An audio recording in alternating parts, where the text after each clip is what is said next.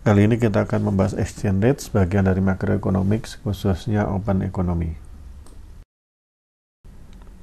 Ada 4 hal utama yang akan kita bahas, yaitu nominal dan real exchange rate, kemudian apresiasi dan depresiasi, purchasing power parity dan real exchange rate, dan trade balance. Ini pengaruh real exchange rate terhadap trade balance dan pengaruh kebijakan-kebijakan atau kondisi yang lain.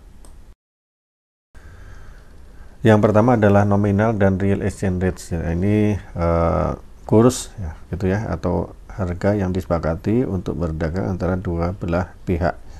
Ada dua macam exchange rate ini yang kita kenal, yaitu nominal dan real exchange rates. Yang nominal artinya relative price ya, harga relatif dari dua mata uang di antara dua negara. Kalau yang real ini harga relatif dari barang di antara dua negara. Jadi yang satu bicara tentang uang, yang satu bicara tentang harga barang langsung.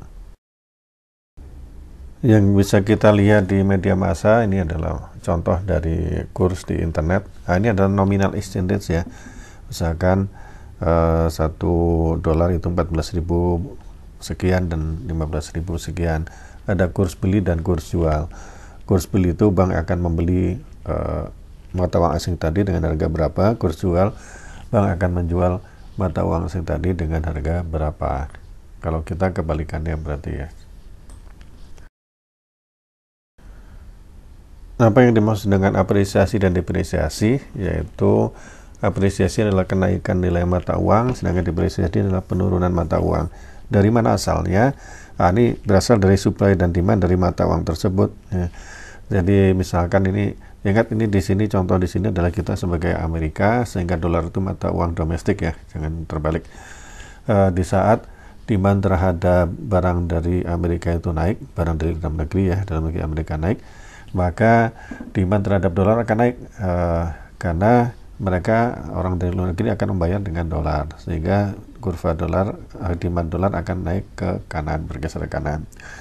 Nah, ketika kurva demand geser ke kanan, artinya dari kurva supply dan demand ini akan equilibrium akan bergeser ke kanan, sehingga exchange rate akan naik ini atau terapresiasi.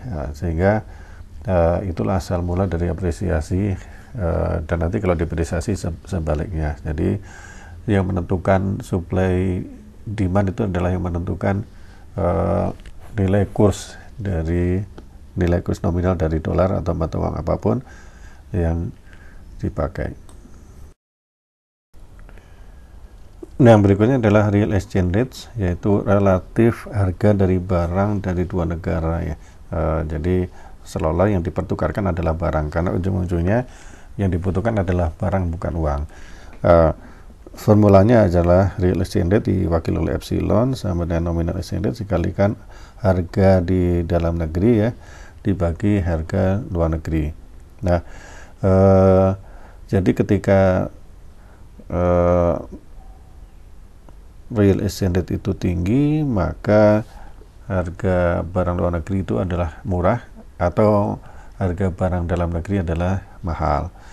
Ketika real exchange rate ini adalah rendah, maka harga barang luar negeri adalah tinggi, harga barang dalam negeri adalah rendah. Sama seperti nominal exchange rate ya. Nominal itu kalau tinggi artinya apresiasi, kalau rendah artinya depresiasi. Ingat, ini pengertiannya adalah kebalikan dengan apa yang ada di sehari-hari kita ketahui. Kalau kita definisinya adalah rupiah per dolar. Jadi definisi di buku ini yang dipakai adalah dolar per rupiah. Jadi mata uang asing dulu dibagi kemudian dengan mata uang domestik. Jadi kalau kita ingin nyatakan seperti dalam buku ini, maka definisi yang kita sebut adalah dolar per rupiah, sehingga angkanya bukan 14.000 tapi 1 dibagi 14.000. Ingat ini ya, biar nggak bingung nantinya. Nah, contoh nih, apabila ada harga mobil di Amerika itu $10.000 dan harga barang atau mobil yang sama di Jepang itu 2.400.000 yen, di mana dolar ini adalah 120 yen per dolar, maka real exchange rate adalah 120 yen per dolar dikalikan dengan 10.000, ini harga dari dolar, kemudian dibagi 2.400.000 itu harga dari yen. atau 0,5. Artinya karena kurang dari 1, maka harga barang dalam negeri adalah murah, harga barang luar negeri adalah mahal. Demikian. Nah, ketika kita bandingkan antara perbandingan mata uang dengan perbandingan harga barang, maka kita perlu melihat nih sebenarnya yang dipakai yang mana nih. Ada konsep namanya purchasing power parity. Setiap dolar itu harus punya purchasing power yang sama di setiap negara. Ini asumsinya ya, yang disebut dengan purchasing power parity. Namanya parity yang sama. Sehingga $1 baik dalam mata uang apapun ya, kalau kursnya $1, maka dia harus punya daya beli yang sama di semua negara.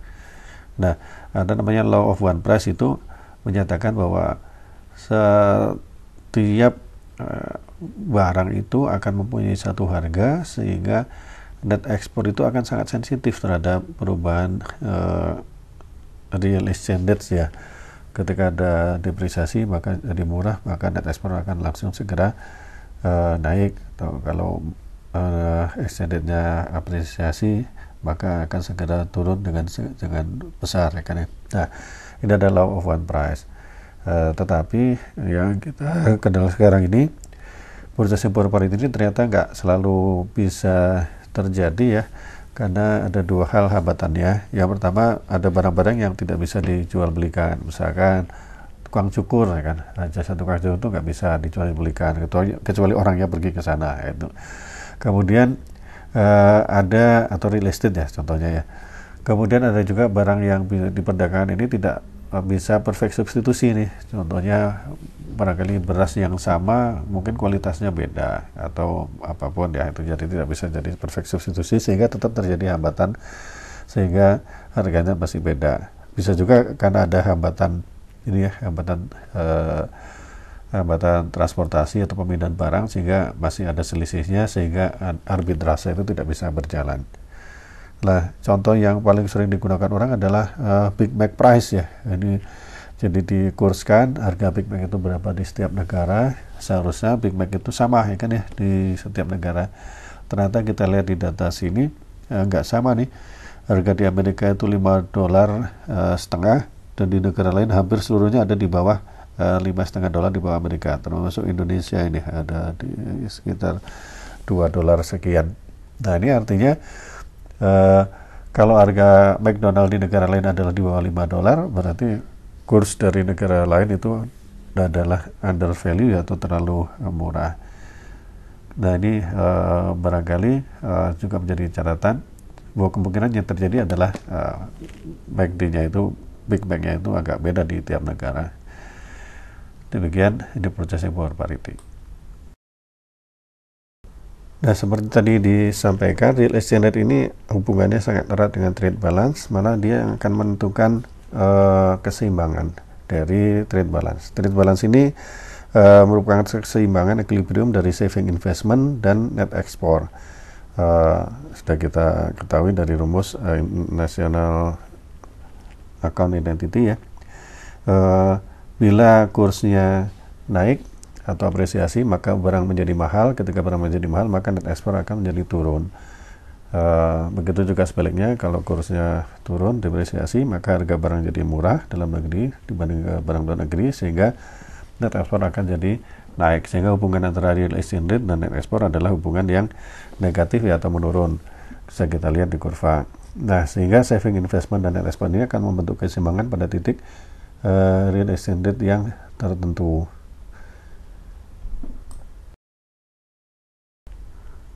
Berikut ini yang terjadi bila ada perubahan kebijakan fiskal di dalam negeri. Ini tetap masih small open economy ya. Bila ada expansionary fiscal policy di dalam negeri, maka yang terjadi pemerintah itu menaikkan belanja atau mengurangi pajak, sehingga savingnya berkurang. Ketika saving berkurang, maka saving minus investment akan menjadi lebih kecil, berkurang atau bergeser ke kiri.